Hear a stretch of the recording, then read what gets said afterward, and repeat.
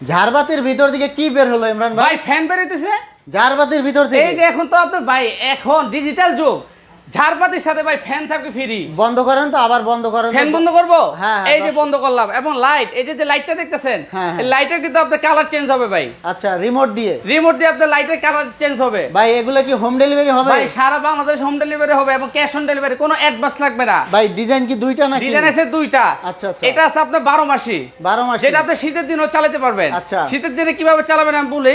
Fan? এই যে আপনি এটার সাথে আপনার রিভাইস সিস্টেম আছে। ও ফ্যান উল্টা ঘুরবে? এটা আপনি উল্টা ঘুরবে, উল্টা ঘুরলে আপনি পাবেন গরম বাতাস।